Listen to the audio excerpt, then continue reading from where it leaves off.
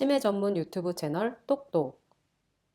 안녕하세요. 치매 전문 유튜브 채널 똑똑이 주치 정답 정혜진입니다.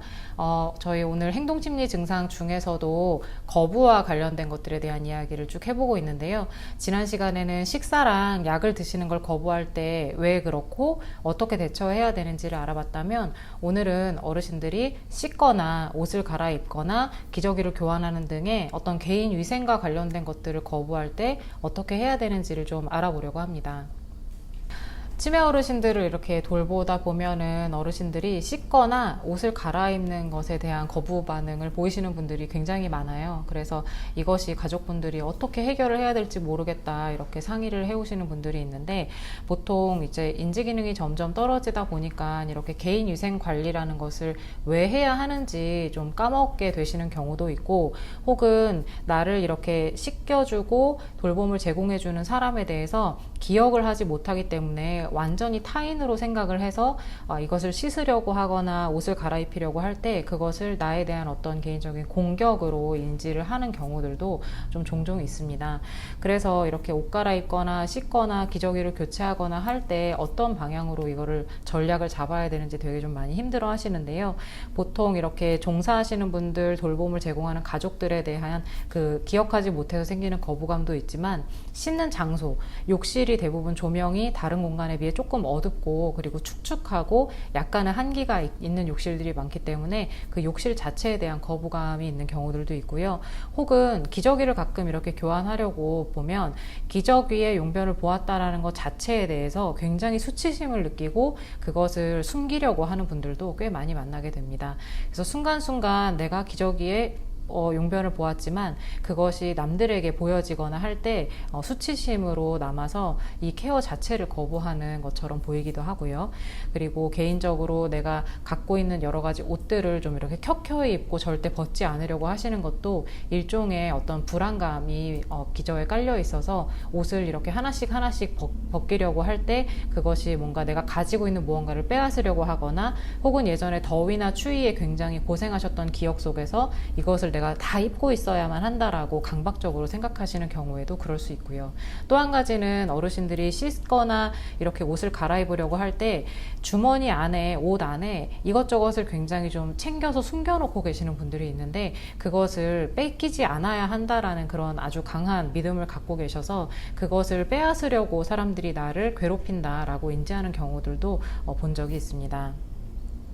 그래서 이럴 때에는 과연 어떻게 해야 어르신들을 좀 잘 케어를 할 수 있을지 좀 방법을 알아보면요.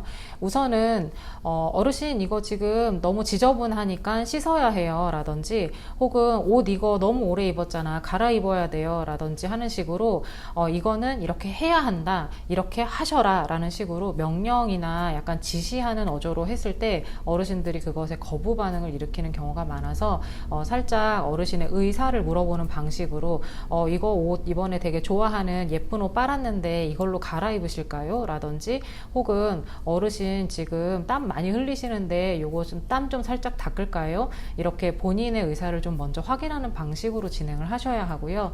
사실 옷을 굉장히 잘 안 갈아입으시는 경우에 저희가 일부러 어떤 주스나 물 같은 경우를 살짝 흘려서 모르는 사이에 흘려서 옷에 뭐가 묻었네요 라고 하면서 갈아입히는 기술을 쓰는 분들도 사실 상당히 많습니다. 욕실 자체에 거부감을 가지시는 분들이 많은데, 이런 경우 욕실의 조명 자체를 좀 밝고 따뜻한 색으로 좀 바꿔주시는 것도 좋고요. 미끄러지지 않는 여러 가지 장치를 해두시는 것도 기본이지만 욕실 자체에서 어르신들이 좀 익숙하게 씻을 수 있는 여러 가지 도구들을 좀 마련을 해주시면 좋을 것 같아요.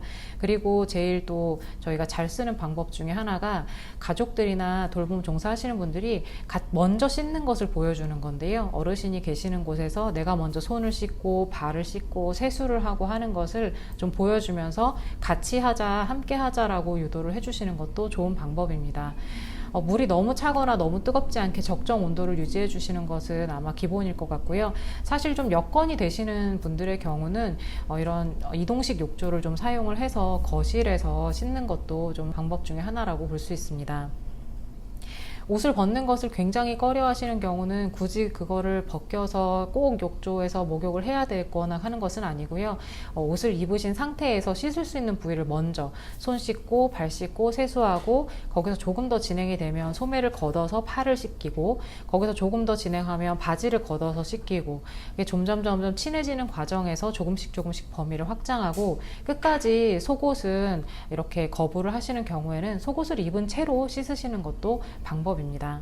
그리고 혹시 몸에 이렇게 손을 대는 과정에서 어르신이 굉장히 좀 아파하거나 어딘가를 불편해 하시는 경우에, 저희가 간혹 보면 어르신들은 골다공증이 이미 진행이 많이 되신 분들이 많아서 작은 충격에도 골절이 이렇게 생기는 경우를 많이 보는데, 씻기는 과정에서 보면 어딘가 굉장히 불편해하고 아파하시는 경우에 의외로 갈비뼈 골절이나 척추 골절을 저희가 확인하게 되는 경우들이 있는데요. 너무 아파하시거나 할 때는 그게 어떤 신체적인 문제가 있는 건 아닐지에 대한 점검도 반드시 해주셔야 합니다. 어르신들이 씻는 거나 옷을 갈아입거나 이렇게 좀 기저귀를 교환하는 것들을 좀 거부를 하시긴 하지만, 막상 이것이 진행이 돼서 개운하게 씻으셨을 때, 그리고 새 옷으로 갈아입으셨을 때 사실 감정적으로 굉장히 편안해 하시고 개운해 하십니다.